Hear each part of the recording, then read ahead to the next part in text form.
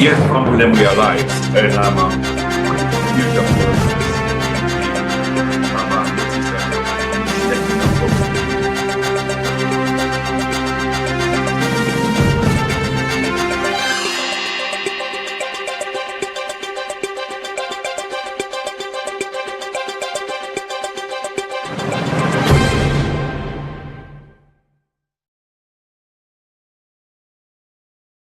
Okay, Ambulem, a massive welcome to everybody, and this now Prince Emil Koma on the TNN podcast, a subsidiary of the TNN TV Media Empire.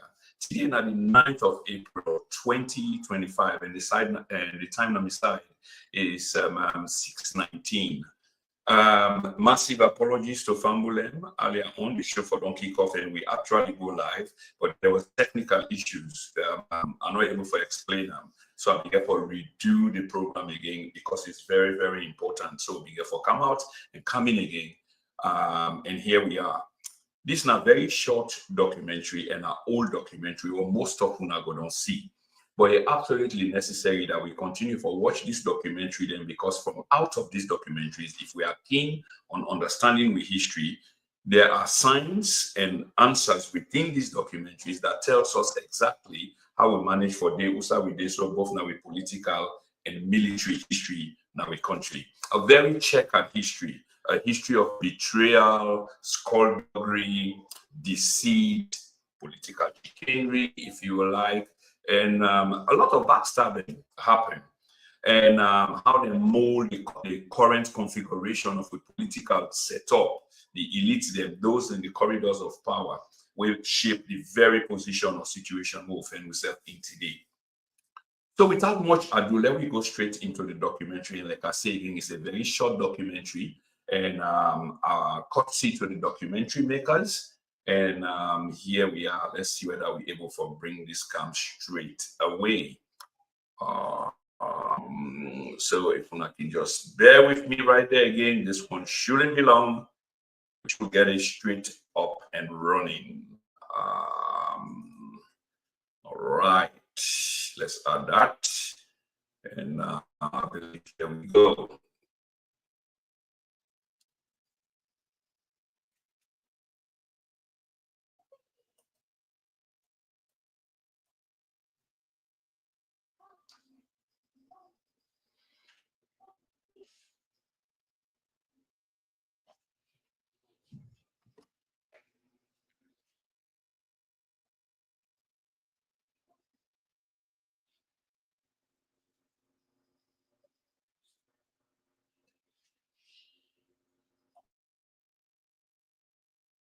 It seemed like we lost the audio there. It seemed like we lost the audio there. I don't know exactly what's going on. This is getting on my nerves now. Yeah.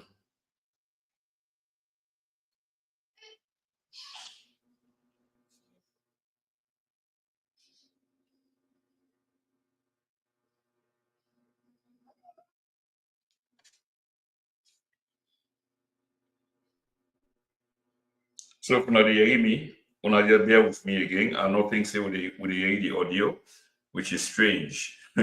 This thing keep playing up. Just don't know why. For goodness sake.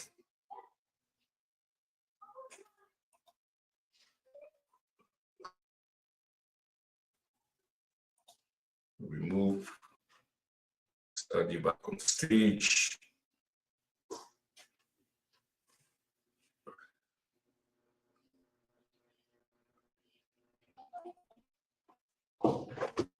You finished now?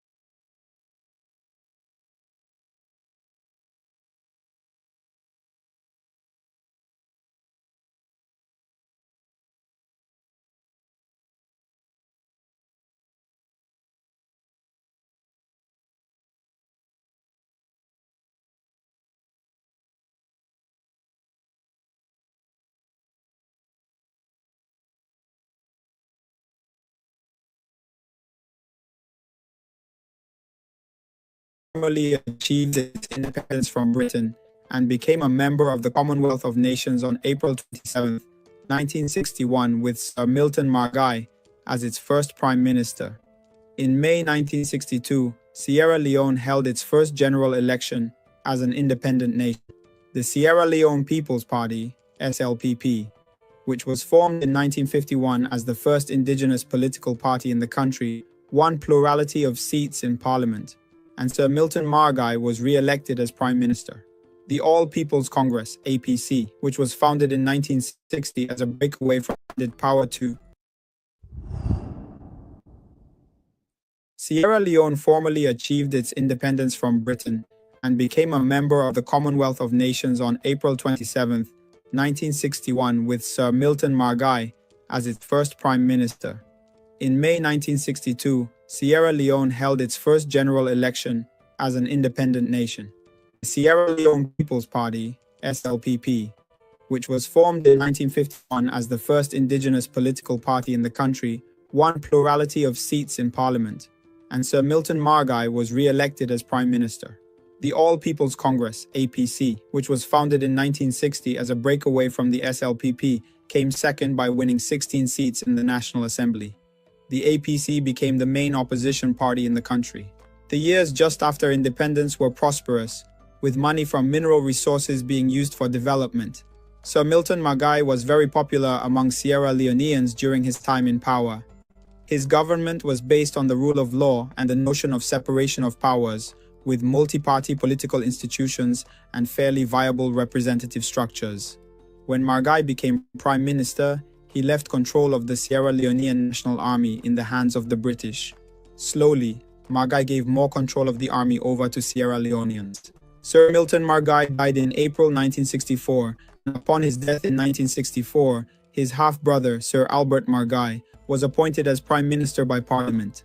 Unlike his late brother Sir Milton, Sir Albert Margai proved unpopular and resorted to increasingly authoritarian actions in response to protests, including the enactment of several laws against the opposition All People's Congress, APC, and an unsuccessful attempt to establish a one-party state. He was highly criticized during his He was accused of corruption and of a policy of affirmative action in favor of the Mende tribe. Albert Margai promoted many well-educated Mende to important civil service positions. Albert Margai took power and sought to make the army homogeneously Mende. Under his leadership, the proportion of Mende officers in the army increased from 26% of the African officers in mid-1964 to 52% by mid-1967. Of the 17 cadets who graduated from the Bengema Military Academy in April 1967, 13 belonged to the Mende ethnic group. When the last army commander of Sierra Leone, Brigadier Blackie, was about to step down as force commander in 1964, an army officer, John Amadou, first Sandhurst graduate and the 27th West African to be commissioned in the West African Frontier Force, was recommended to replace the departing British general officer commanding, but Albert Margai appointed Lieutenant Colonel David Lansana, a Mende by tribe, to succeed Brigadier Blackie as force commander. Lieutenant Colonel David Lansana became acting force commander in 1964 and was promoted to full colonel, and in January 1965, he was elevated to the rank of brigadier and confirmed in his new position as force commander, replacing the British brigadier who became an advisor to the new head of the army. John Amadou Bangura was made deputy force commander. It is also important to note that under Albert Margai, Sierra Leone enjoyed freedom of speech and freedom of the press. He tolerated criticism of his government even by political opponents in office. Under Albert Margai, all Sierra Leonean had access to free and fair trial. Some people believe that Albert Margai had the opportunity to perpetuate himself in power, but he elected not to do so even when the opportunities presented themselves. He had the police and the army on his side, and nothing could have prevented him from achieving his ambition to hold on to power. But he chose not to and called for free and fair elections. Albert Margai also took a lively interest in the organization of African unity. Within 2 years of taking office, Sierra Leone's image in the international arena became brighter, and newspapers and other publications at home. Sierra Leone held its second election as an independent nation in March 1967. However, close to the elections, the deputy force commander John Amadou Bangura, who had attained the rank of a colonel, was implicated in a coup plot. Prime Minister Albert Margai announced that he and his administration had discovered a coup plot against the government in which the deputy force commander, Colonel John Amadou Bangura, was named as leader of the coup. Together with some junior officers, mostly from the northern part of the country, the deputy force commander, Colonel John Amadou Bangura, along with his fellow suspects, road prison in Freetown pending the outcome of the elections. The case, however, against them never materialized, as the SLPP lost power in 1967. The 1967 elections were held as scheduled on the 17th March, and the All People's Congress (APC) narrowly won a small majority of seats in parliament over the Sierra Leone People's Party (SLPP), and the leader of the APC, Siaka Stevens, was sworn in as the third Prime Minister of independent Sierra Leone on 21 March 1967 in Freetown. Within hours of taking office, Siaka Stevens was ousted in a bloodless military coup led by the army commander, Brigadier David Lansana, a close ally of Sir Albert Margai, who had appointed him to the position in 1964. Siaka Stevens and the Governor-General were placed under arrest by the then ADC to the Governor-General Lieutenant Samuel Hinga Norman, who was acting on the orders of the force commander on what Siaka Stevens claimed were the orders of Sir Albert Margai. At about 5:55 p.m. on the same day, Brigadier David Lansana announced to the nation that the appointment of Siaka Stevens as Prime Minister was unconstitutional since elections for 12 paramount chiefs had not yet been concluded. However, it must be said that paramount chiefs who could be deposed by the central authorities always supported the party that had the majority seats in parliament. In other words, they always supported the government of the day. Troops were then sent to disperse the crowd who thronged around the State House in readiness to celebrate the appointment of Siaka Stevens. Some of the crowd, angered by the force commander's intervention and fearing that the force commander wished to abduct Siaka Stevens and his men, blocked the main roads throughout the city. Brigadier David Lansana declared martial law after some 40 individuals were killed during demonstrations against the military rebellion. Brigadier David Lansana was himself overthrown in a counter-military coup led by Major Augustine Charles Blake, Major Sandy Bokari Jumu, and Major Bokari Idrissa Kai Samba on March 23, 1967. Brigadier David Lansana and Albert Margai were both arrested and detained.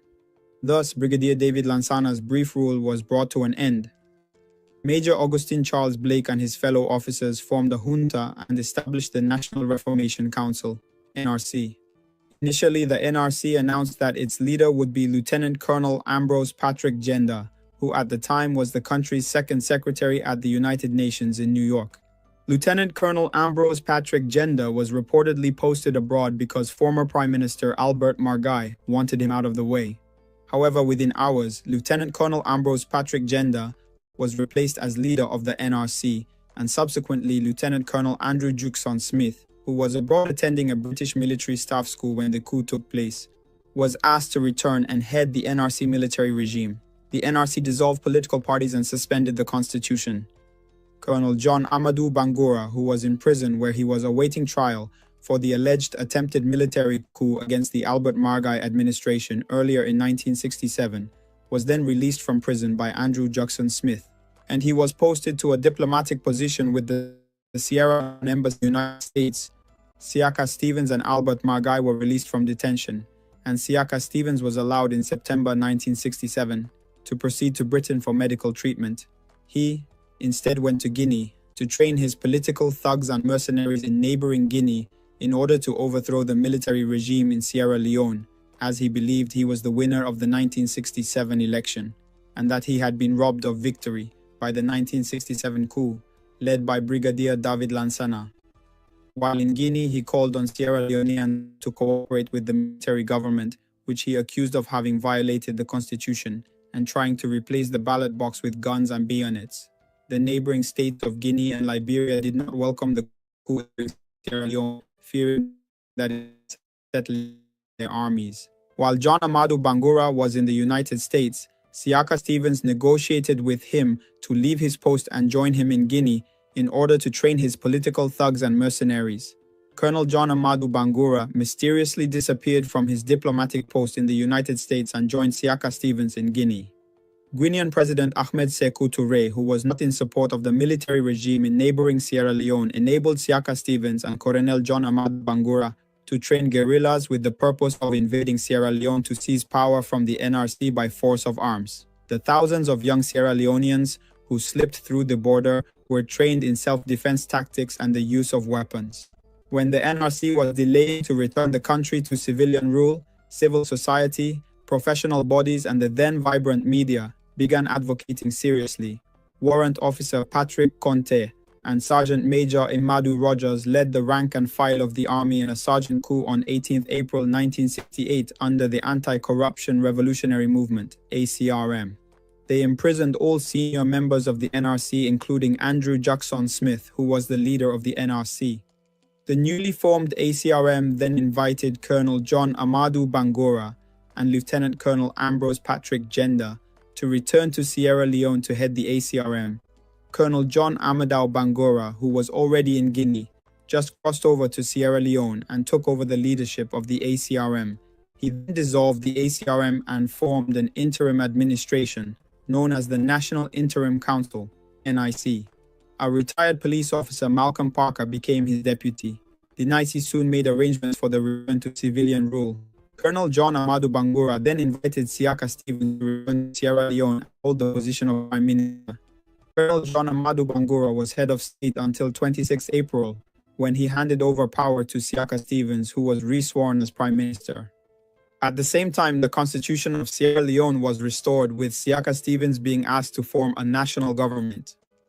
With the military itself having put an end to military rule, there was a feeling that constitutional government had come to stay. On Sierra Leone's 7th independence anniversary, Guinea Radio welcomed the return to civilian rule in neighboring Sierra Leone. To maintain the support of the military, Siaka Stevens appointed the popular John Amadou Bangura as force commander. Lieutenant Colonel Ambrose Patrick Genda was made deputy force commander. However, within a year, Lieutenant Colonel Ambrose Patrick Genda was dismissed from the army and was succeeded by Lieutenant Colonel Joseph Saidu Momo as deputy force commander, while he, Lieutenant Colonel Ambrose Patrick Genda, was sent to serve as High Commissioner to Britain. In 1969, John Amadou Bangura was promoted to the rank of Brigadier General. John Amadou Bangura's popularity became a potent threat to Siaka Stevens. He was devoted to him, and it was believed in some quarters that it made him potentially dangerous to Stevens. Siaka Stevens had campaigned on a platform of socialist principles. However, when he became Prime Minister, he abandoned his pre-election promises and employed an authoritarian method of governance. Siaka Stevens pursued a vigorous policy of consolidating his political hold on the country. The national government, which was formed on return to civilian rule and included SLPP members, soon ran into problems. Soon, election petitions were taken out against successful SLPP candidates in the previous election. Within a month of the establishment of the national government, 27 petitions had been filed by defeated APC candidates, including 2 against former Prime Minister Albert Margai, who had fled the country. By the end of July 1968, 20 SLPP seats were declared vacant by the courts, and a very violent by-elections were conducted, which resulted in many casualties. As a result of the violence, some by-elections in the south and eastern part of the country were postponed. Calm was not completely restored, and in November 1968, Siaka Stevens declared a state of emergency after disturbances in the provinces. As the police could not contain the wave of political violence, the army was called out to assist in maintaining law and order. The use of the army to quell political disturbances provoked criticisms of the force as a willing tool of the Siaka Stevens government. Besides using the army to deal with the disturbances, the government deployed troops along with police to counter a wave of violent crimes of armed robbery in Freetown. Siaka Stevens embarked on doing worse things that he accused former Prime Minister Albert Margai of, which includes extravagant expenditure of public funds, and this did not go down well with the intellectual within his own political party, the APC. As a result, some of his ministers tried to advise him about the reckless spending and other bad governance practices, yet still he continued to do the worst.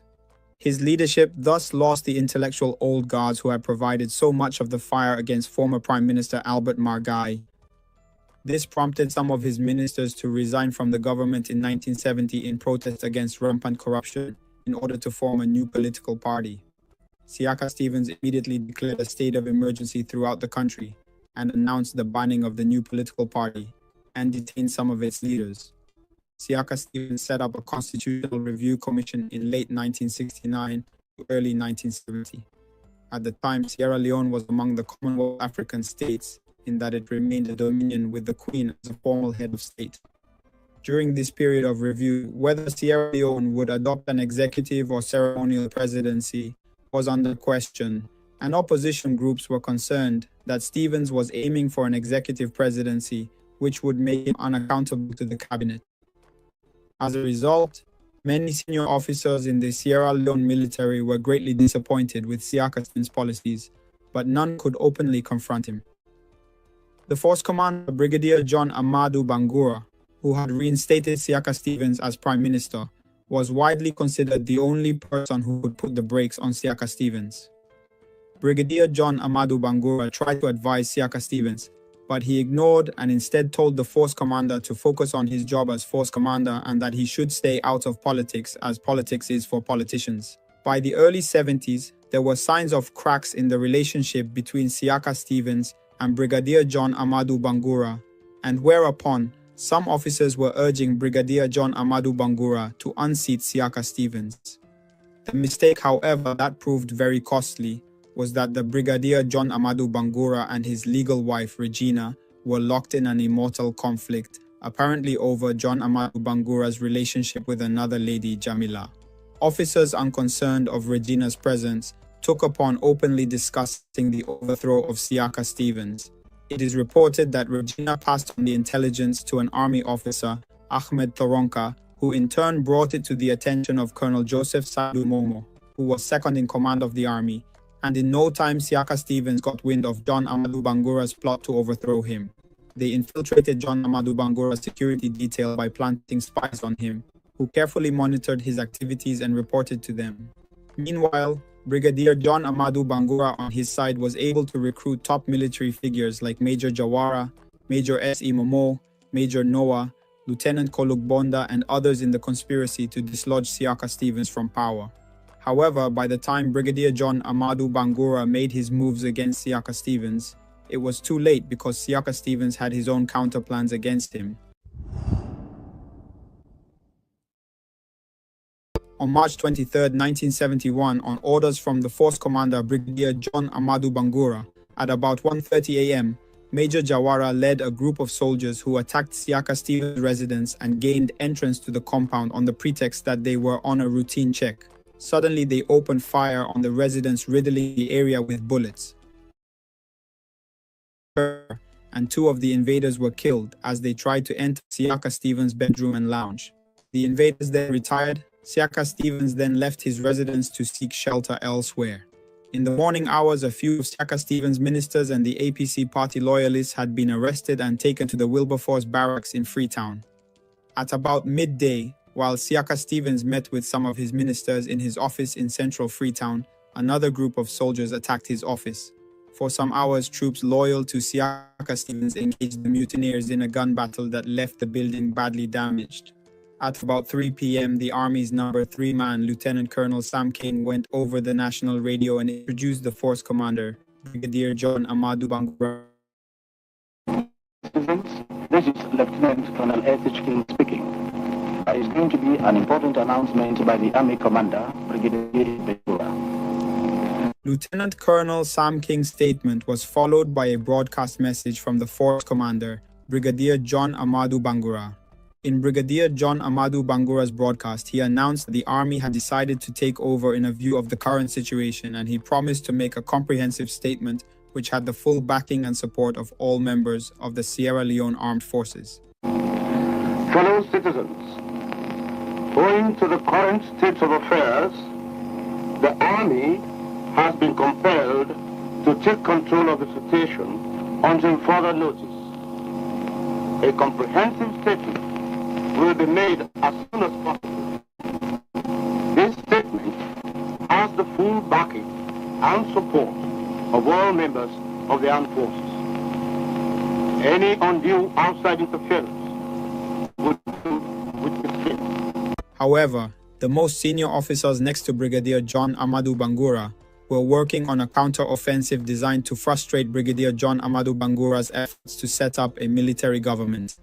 This operation was led by Deputy Force Commander Colonel Joseph Saidu Momo and Lieutenant Colonel Sam King, who had earlier introduced Brigadier John Amadou Bangura over the radio.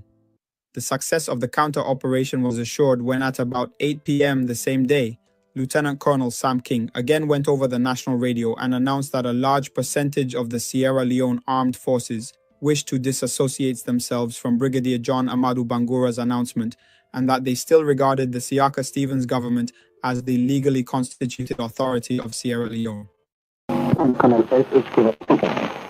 We will recall that an announcement dismissing the government from office was made by the Army Commander this afternoon. We wish to assure all informers that a large percentage of members of the Royal Military Forces will protect themselves from the adoption of this decision by the Army Commander. We therefore regard the present government as the legally constituted authority in Sierra Leone. Thank you. The next day, which was on March 24, 1971, another broadcast by another officer, Major Tom Colker, was heard over the radio, confirming that Sam King's statement was true and correct. Major Tom Colker broadcasts was followed at about 11:15 a.m. the same morning by a speech from Siaka Stevens, in which he described the assassination attempt and concluded by assuring the nation that the situation was under control. Our Prime Minister speaking to you in Freetown. I am still alive and healthy by the grace of God. As you all know, things have returned to normal again, and everything is under control. It is a pity that it is hard to pass through these difficulties.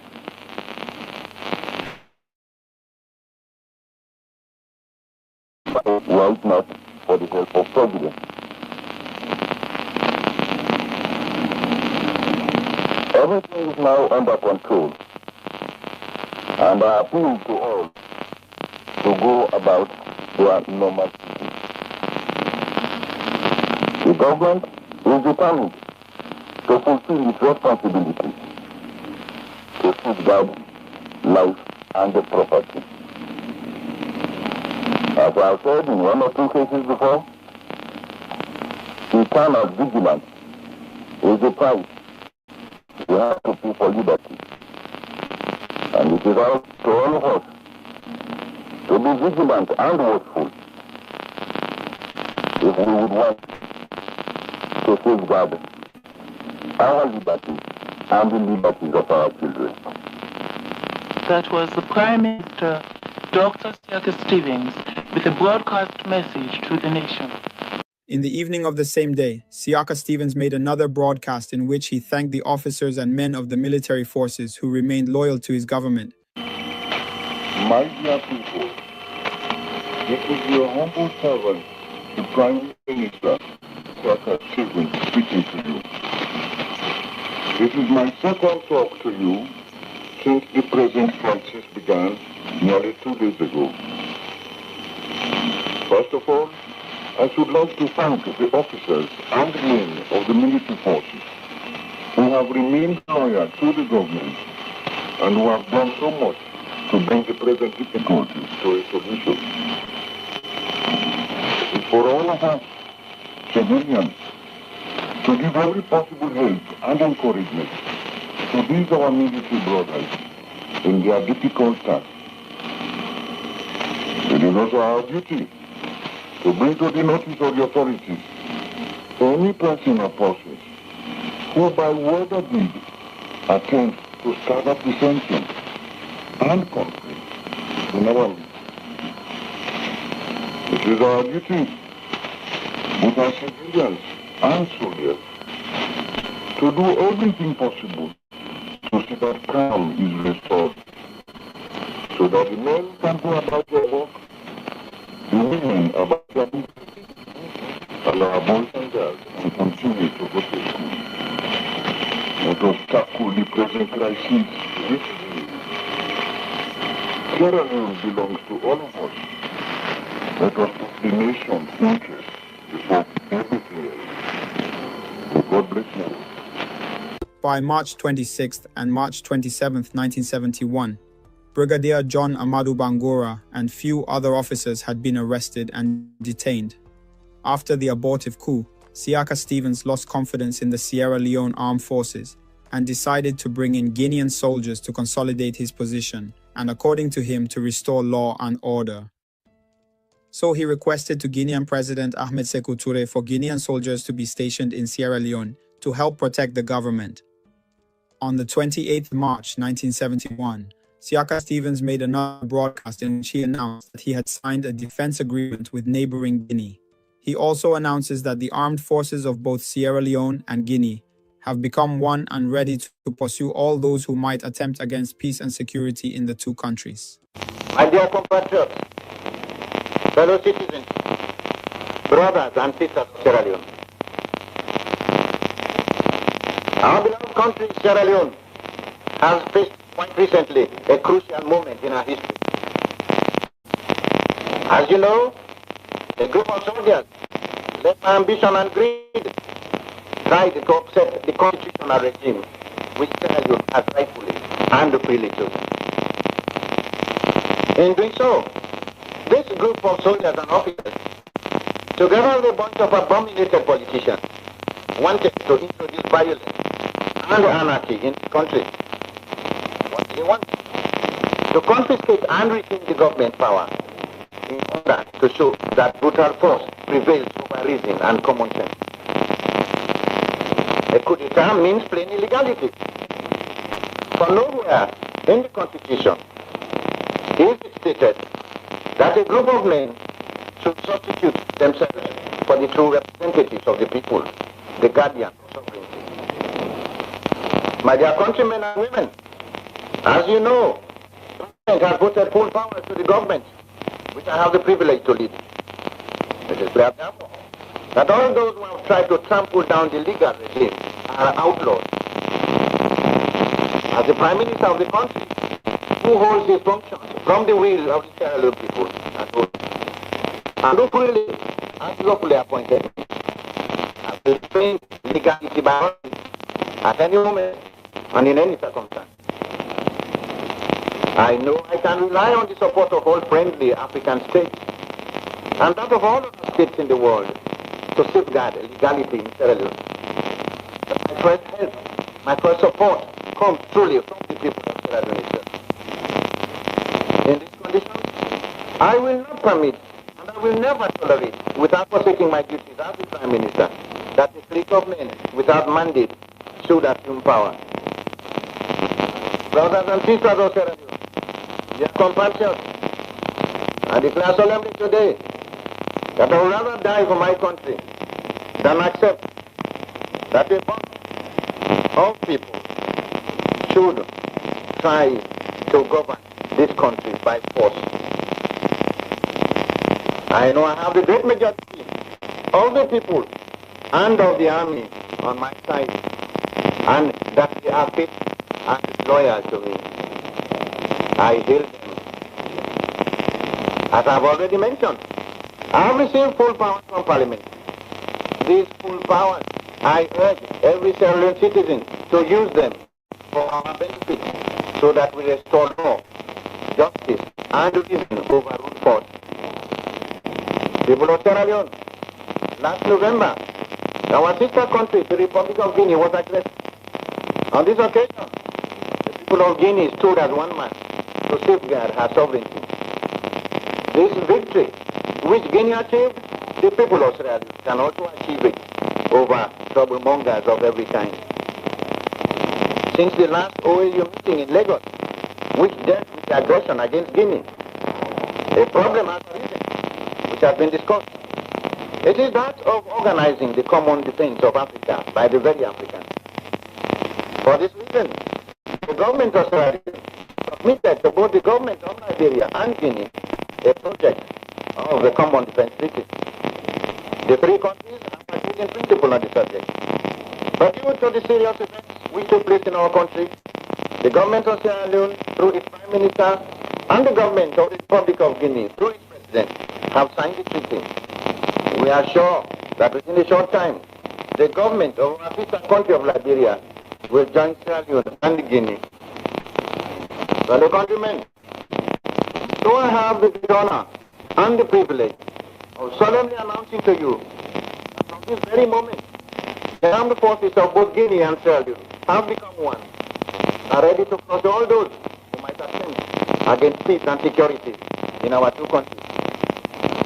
People of Sierra Leone, stand up to defend in unity and concord our sovereign rights and our future. I call upon the workers of Sierra Leone. I call upon the youth and the women of this country to stand united beside the government. I call upon the people of Sierra Leone to crush mightily all enemies of freedom and progress in Sierra Leone. Long live the people of Sierra Leone. Long live African unity. During the announcement, Guinea troops were flown into Sierra Leone by helicopter. By the end of March, 200 French-speaking Guinea soldiers had arrived in Freetown. They took up positions at Siaka Stevens' residence and office and other key points. They were stationed in Sierra Leone from 1971 to 1973 to help protect the government. In an interview on the 2nd April 1971, Siaka Stevens explained his reasons for calling troops from Guinea. Came to my mind that the Parliament had in December 1970 passed a resolution following the Guinea invasion. Parliament passed a resolution here to say that we should make a defense pact with Guinea and Liberia. We are a small nation here, we don't have much, and we could take some comfort in linking up with these people in matters of defense so that if anything happened to us, they could come to our help. We had reached agreement with Guinea, and the president of Liberia said he was looking into the matter. So when this trouble arose, tension in the land, the army divided, everybody's nerve on edge, people couldn't sleep for 2 or 3 days. I thought the best course to take was to implement this agreement, this resolution which Parliament had passed in December 1970. I managed to meet President Checqued, and he readily came to our rescue by agreeing to send soldiers over here. The soldiers arrived here on Sunday morning. And since then, there has been some amount of quiet in the place. And I can only hope now that we'll be able to solve these difficulties so that people will be able to live in peace again. Just this morning, a friend of mine was talking to me, and the market women are very, very bitter about what happened. And the morning of the coup, of these 2 attempted coups, a number of soldiers went to the marketplace, shot in the air, and cleared all these people's goods and money that they had. Poor traders, women traders. Those are some of the things that go with these disturbances. And people as a whole here now are happy because they can sleep in peace. For the 2 or 3 days since Tuesday when this thing started till about Saturday, nobody could sleep in this country. They didn't know what was happening. I am very happy to see that things are quieting down now, and we shall do our best to maintain the situation. On April 19, 1971, Sierra Leone became a republic, and on April 21, 1971, Siaka Stevens became the first executive president of Sierra Leone with wide executive and legislative powers. As soon as Siaka Stevens became president, he had the APC-dominated parliament abolish the right of appeal for court-martial defendants, making the verdict of a court-martial final and not open to challenge in any court. Siaka Stevens then indicted the detained Brigadier John Amadou Bangura and all those connected with the abortive coup. Brigadier John Amadou Bangura was found guilty of treason and was sentenced to death by hanging. While awaiting execution, he wrote a letter to Siaka Stevens pleading for clemency, but Siaka Stevens refused to his request for clemency. He was executed along with Major Jawara, Major S.E. Momo, and Lieutenant Kologbonda on June 29, 1971. The four were the first high-ranking officers to be executed in Sierra Leone after independence in 1961. Sources very close to prison authorities then have it that Brigadier John Amadou Bangura wept on the 11th hour of his execution, finding it hard to believe that Siaka Stevens, the man he handed power to, turned down his plea for mercy. It was also revealed that John Amadou Bangura never faced the gallows. He was beaten to death when he refused to make his last walk to the gallows. Afterwards, concentrated acid was poured on his body, and his body was buried in an undisclosed location under the foundations of a new road. What a terrible way to end for a decorated officer that was held in high esteem. Early in July 1971, the government instituted measures to try other people connected with the abortive coup. John Amadu Bangura's second wife, Jamila, was arraigned before the courts on charges of incitement to commit treason. She was found guilty and sentenced to a 7-year prison term. The future rebel leader, Corporal Fode Sanko, was among those who were tried in July 1971, and he was sentenced to 7 years in prison for his alleged role, as he was alleged to have addressed the mutineers on the morning after the attack on Siaka Stevens' residence. Following the execution of the force commander, Brigadier John Amadu Bangura, Siaka Stevens appointed both Colonel Joseph Saidu Momo and Lieutenant Colonel Sam King as force commander and deputy force commander respectively, as a reward for their loyalty and efforts in putting down the attempted coup of Brigadier John Amadu Bangura. After Siaka Stevens retired from office, he told a reporter that he regretted having John Amadu Bangura killed. Siaka Stevens wrote in his autobiography that for him it was a dreadful act, and that he had to wrench himself out of his own character.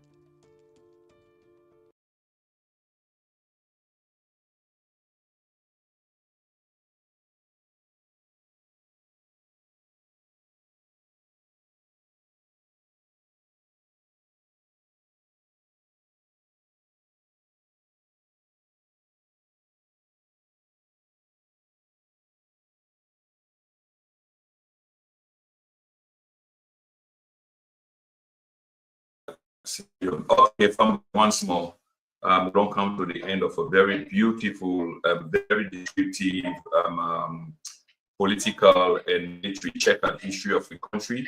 This gives you an open eye or a bad side view as to how we arrived to we did so right now in the country. Yeah. Now documentary will be said for very much. Very, very, very much, because it make me for understand what is happening then and how down they shape who's we did so right now. Sorry, they listen to the back thing, so it interfere with my audio.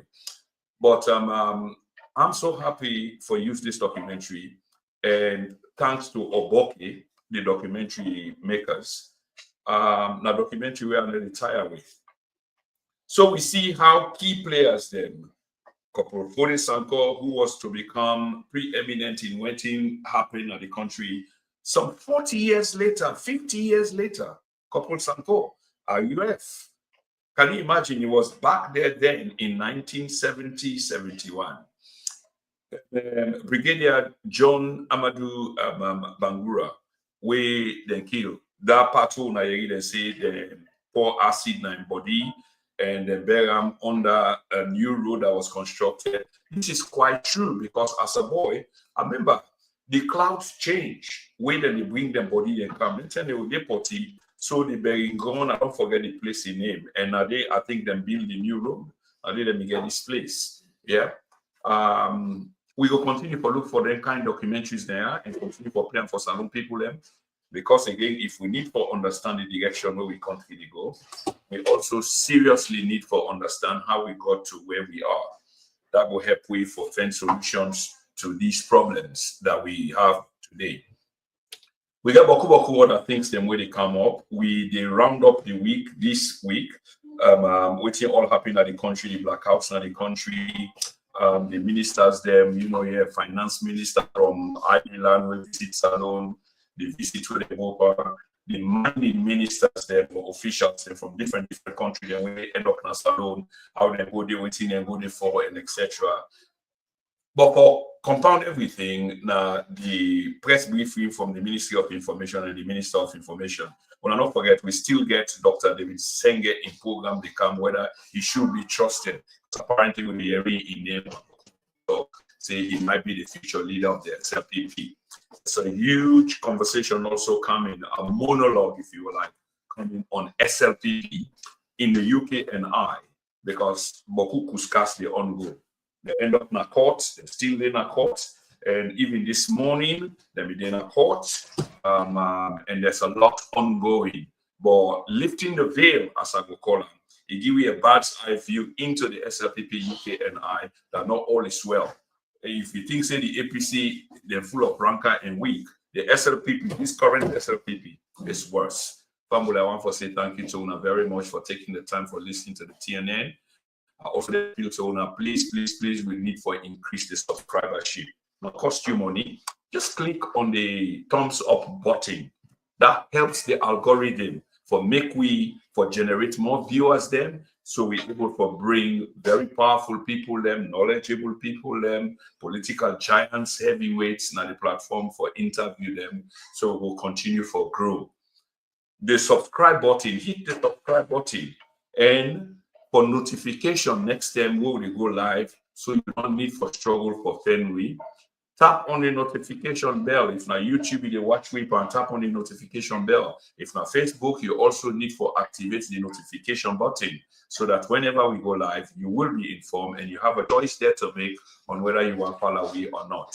So there is also follow, like, subscribe, and not do that alone. Tell family and friends. Let's continue to have these conversations. Okay. So there's much more coming this week and the following week. We get interviews where we expect with potential APC flag bearers, them Dr. Emil Bangura, Dr. Sufian Kaloko. We suddenly don't go quiet to we conversations. Don't know why, but we'll continue for try. And we'll try to get a few ministers as well for let we do this talk that we want to do. Every good thing must come to an end, Fambulem. So once again, una can follow we on X at 1P. We are also at Instagram, at LinkedIn. We also have a Telegram channel, and we're on TikTok. So we're all over the place, all over the web. I want to thank you finally once more for tuning into each channel. And may God richly bless you until we'll catch up again. It's been a TNN program. Prince Eric Roma. Goodbye to everybody.